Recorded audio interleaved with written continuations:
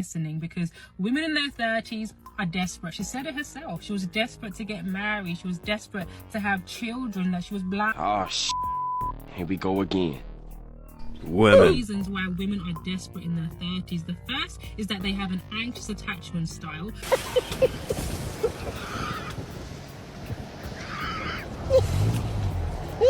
So even though this man is a class A pathological liar, narcissist with a hint of mental health issues, allegedly, men can smell a vulnerable and desperate woman from a mile away. You know, and all we can do is pray for her. But still, this is real Why is a single mom raising a boy? Where's the dad? Bet you would answer, well, because mom took dad to court and mom got all the money in the house and dad, you know, doesn't have the time and he's having to do all these other things and mom's not giving him the opportunity. Or, here's another idea that's going to be very controversial. You could shut the fuck Ugly.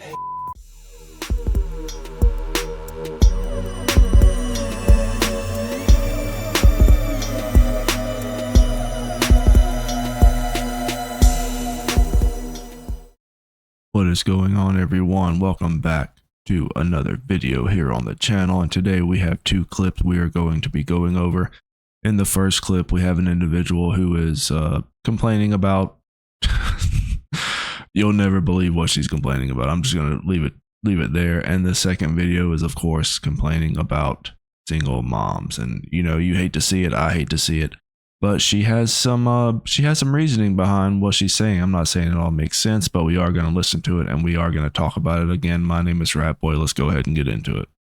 The fact that I married Storytime has had me in a chokehold, but I knew she was in her 30s as soon as I started listening, because women in their 30s are desperate. She said it herself. She was desperate to get married. She was desperate to have children, that she was blind to the bullshit. Before you come for me, I break it all down in a YouTube video. Link will be in the bio, but there are 3 reasons why women are desperate in their 30s. The first is that they have an anxious attachment style. The second is society's timeline and pressures of when women should get married or have a family, and also caring about those pressures and standards. The third is having low self-esteem and low self-worth, and research has all 3. So even though Well, I'm going to stop this video right there and just make a few comments. So when women have their highest self-esteem and their highest self-worth when they're younger, that is the perfect time to go ahead and settle down and start a family and stuff. So point 2 and point 3 would take care of itself, you know, because you will avoid the societal pressures to get married and have a kid, because that's what you're going to be doing in your 20s. You're already there. And then you won't get old enough. You won't get into your 30s where you're thinking about, oh, I'm not as pretty as I once was in my 20s. You have all these 20-year-olds coming up and you're getting jealous. You're looking at them. I mean, it's a sad situation all around. So I'm thinking if we take care of the one thing, it'll actually solve the other thing. Let's continue.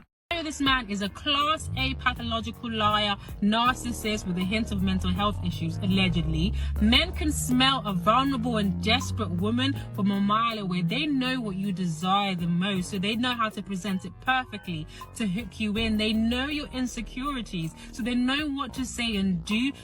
And when she's saying there's a very specific type of men she's talking about. Not all men are like this. I would say a majority of men aren't like this at all. A majority of men are actually pretty decent people. You know what I mean? So she is definitely describing a very small subset of men that could possibly do something like this. Let's continue. To trap you in their web of emotional manipulation. So if you have an anxious attachment style, if you care about societal pressures of when you should get married and have a family, and you have low self-esteem, which we've discussed, all those things will be, I mean, that'll all be corrected if you just do what, I mean, if you're going to think later on in life that you want to settle down and get married and have a family, then start it. Like, it would be better for you to do it while you're younger. That just makes more sense, instead of doing whatever you're doing in your 20s and then you turn 35 and you're like, oh, wait a minute, I want kids and a husband and all this stuff and I need to do it within a year. Like, it's not going to happen. you're more than likely desperate, and you're more than likely going to attract pathological liars, narcissists. Okay, that's enough of that video. I love that transition, man. I think that's my new favorite transition. So this next one is going to be an individual kind of yelling at us. She's going to be yelling at the camera, you guys. So just be aware. But let's go ahead. Let's jump into it. And why are there boy men?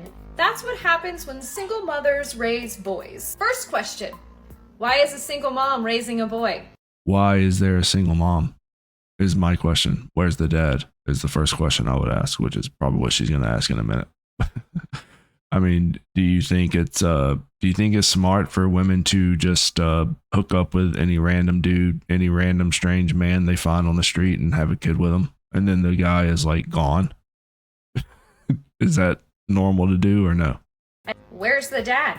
Bet you would answer, well, because mom took dad to court and mom got all the money in the house and dad, doesn't have the time and he's having to do all these other things and mom's not giving him the opportunity. That is the biggest cop-out answer I have ever heard in my life. If you, as a parent, as a father, sit back and say, well, she's not allowing me time with my kid, I'm gonna tell you right now, that's a you problem and not a her problem. So I'm going to go ahead and butt in here and correct her on this. She is partially correct on some of this, but you have to understand that a large majority of single moms out there either A, got pumped and dumped by some random strange dude they've never met, and then he kind of ran off and she doesn't even know his name. She doesn't know anything about him. Or B, he's incarcerated. So that's the two main single mom issues we have out there. There are going to be the women that just split up their marriages, split up their homes, and want to be single with a kid that they do get child support and all that stuff, but a majority of single moms are living off the state. Every guy in that situation is going to argue with me on that comment because I can tell you. I didn't argue with you. I actually kind of agreed with you with your experience, the small percentage of men and women you experience in your life. Yeah, sure, you can probably say that, but that's not how it is in the rest of the United States. The men that I know that want to see their kids, they see them all the damn time. There is not this concern of, well, she's not letting me. Oh no, they have figured it out. They go to all the sports, they go to all the school stuff, they call them, they talk to them.